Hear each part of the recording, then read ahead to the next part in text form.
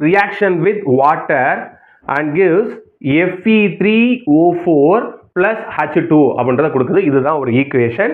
இது skeletal equation. அதாவது இது என்னன்னா அன்பேலன்ஸ்ட் ஈக்குவேஷன். அன்பேலன்ஸ்ட் ஈக்குவேஷன் சொல்லுவோம் நம்ம ஸ்கெலட்டல் ஈக்குவேஷன் சொல்லுவோம். ஸோ ரிலேட் பண்ணிக்கோங்க. ரைட். இப்போ ஃபர்ஸ்ட் பேலன்ஸ் என்ன பண்ணும் போது நம்ம பாக்ஸ் போட்டுக்கோம். வாங்க ஒவ்வொரு எலமெண்ட்டையும் ஒவ்வொரு காம்போசிட்டையும் ஒரு பாக்ஸ் போட்டுக்கோங்க. அப்போ தான் உங்களுக்கு குழப்பம் இல்லாமல் இருக்கும். ரைட், போட்டாச்சு. இப்போ வாங்க நீங்கள் என் கூட சேர்ந்து பேலன்ஸ் பண்ண போறீங்க. ரைட். இங்கே அயன் எத்தனை இருக்கு? Fe எத்தனை இருக்கு? 1 தான் இருக்கு. இது ரியாக்டன்ட் சைடு, அது ப்ராடக்ட் சைடு. சரியா?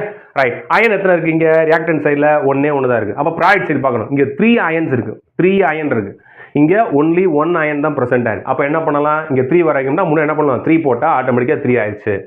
நெக்ஸ்ட் என்ன பண்ண போறேன் அப்படின்னா ஆக்சிஜன் சைடு போறேன். இங்க 4 ஆக்சிஜன் இருக்கு. இங்க எனக்கு என்ன இருக்கு அப்படின்னா 1 ஆக்சிஜன் தான் இருக்கு. இங்க 3 போட்ட அப்புறம் மறுபடியும் என்ன ஆயிடுச்சு? 3 அயன் வந்துருச்சு. நம்ம உனக்கு எழுதி காமிச்சிட்டே வரேன் சார். சரி, இப்போ என்ன இருக்குன்னா ஒரே ஒரு ஆக்சிஜன் தான் இருக்கு. அந்த பக்கம் 4 ஆக்சிஜன் இருக்கு. ரைட். இப்போ என்ன பண்ணணும்? 4 வரணும்னா சார் இங்க முன்னாடி 4 போட்டுறேன். 4 போட்ட என்ன ஆயிடுச்சு? 4 ஆக்சிஜன் வந்துருச்சு. சரியா?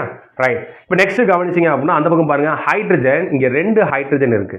சரிங்களா? இங்க எத்தனை ஹைட்ரஜன் பாருங்க? 4 முன்னாடி போட்டனால 4 × 2 8. அப்போ 8 ஹைட்ரஜன் இருக்கு. இப்போ எனக்கு 8 ஹைட்ரஜன் வரணும். என்ன பண்ணணும்? இதை முன்னாடி நான் என்ன பண்ணணும்? 4 ஆல் மல்டிப்ளை பண்ணணும். பண்ண என்ன வரும்? எனக்கு 8 ஹைட்ரஜன் வரும். இப்போ பாருங்க இங்கேயும் 3 அயன், இங்கேயும் 3 அயன், இங்கே 4 ஆக்சிஜன், இங்கே 4 ஆக்சிஜன், இங்கே 8 ஹைட்ரஜன், இங்கே 8 ஹைட்ரஜன். பேலன்ஸ் ஆயிடுச்சா? சொன்ன விஷயம் உங்களுக்கு புரிஞ்சா?